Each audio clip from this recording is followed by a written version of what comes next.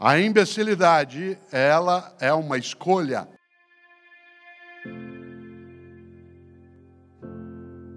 No momento que a ciência tem os seus limites, a religião tem seus limites, a arte encontra seus limites, a filosofia, aquela tia velha que vive trancada no quarto lá no fundo, é chamada para vir até a frente para dizer e aí a gente palpita. Tanto que em 2020 vocês viram muitas e muitos de nós da área de filosofia dando entrevista, opinando. A pergunta que mais me fizeram foi: você acha que a humanidade sairá melhor dessa pandemia? Ela foi feita essa pergunta para mim em abril de 2020, em maio, em junho, em julho, agosto. Porque a gente achava que ia acabar e não acabava. E toda hora eu tinha que responder não. Porque tinha gente que era imbecil antes da pandemia, persistiu na imbecilidade durante a pandemia e continuará animadamente imbecil após a pandemia. A imbecilidade, ela é uma escolha. Há pessoas que têm deficiência. Isso não é escolha. Ser imbecil é uma escolha. Aliás, porque a imbecilidade em larga escala resulta de uma incapacidade decidida de não pensar melhor, de não refletir. Pessoas imbecis têm uma retórica furiosa. Isto é, na hora de tentar convencer você de algo, não buscam convencer, buscam te derrotar. Buscam te aterrorizar, gritam, impõem o pânico para ver se você, em vez de argumentar, recua. O grande arcebispo, o Prêmio Nobel da Paz, na África do Sul, Pedro, que morou na África do Sul, se lembra, a África do Sul é o único lugar do mundo que tinha na mesma rua ali no Soweto, lembra? 2 Nobéis da Paz, que moravam na mesma rua, o bispo Desmond Tutu e o Nelson Mandela. Nós não temos ainda um Nobel, poderemos ter.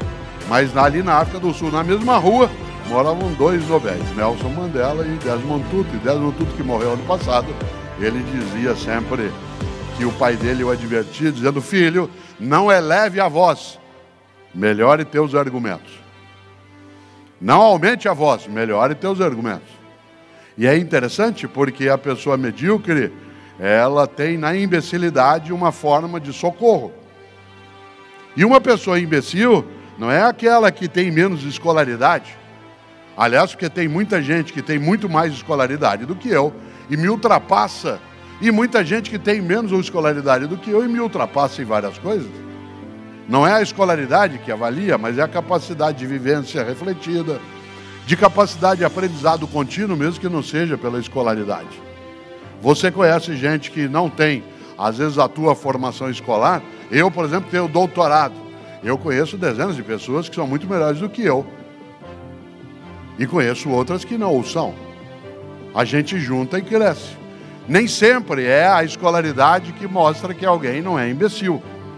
Você pode ser imbecil com várias condições. Eu, uma vez, caí numa armadilha muito forte. Era uma palestra na cidade de Belo Horizonte, assemelhada a essa que agora nós estamos aqui. E como aqui, ao final, era só uma reflexão, não haveria um debate, assim como aqui não haverá. E quando eu terminei a palestra, era um congresso de enfermagem. Havia 2.000 enfermeiras no congresso, e quando terminou, eu estava agradecendo e saindo, e antes que eu saísse de vez, uma enfermeira lá no meio falou: professor, eu falei: oi, o senhor pode responder uma pergunta antes de ir embora? Eu disse: claro. Ela falou: olha que pergunta difícil. Ela falou: o que o senhor quer que fale do senhor no teu velório? Difícil. Eu, filosofia, fiz uma volta, comecei a falar de Platão, Aristóteles, Heráclito, Parmênides, Zenão, Anaxímenes, Anaxágoras. Falei: eu vou pegar essa enfermeira, ela tem me provocado. Fui dando uma volta, depois de uns 8 minutos eu virei para ela e falei assim: e você? O que você quer que fale de você no teu velório? Ela disse: eu quero que fale assim: nossa, ela está mexendo.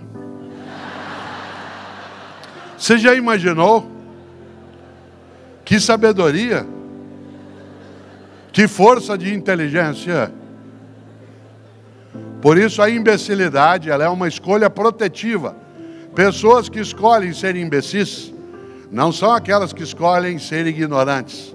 Porque há pessoas que são tornadas ignorantes e há pessoas que se escolhem como ignorantes, que negam a realidade, que não têm argumentação, que preferem a ameaça do que o diálogo.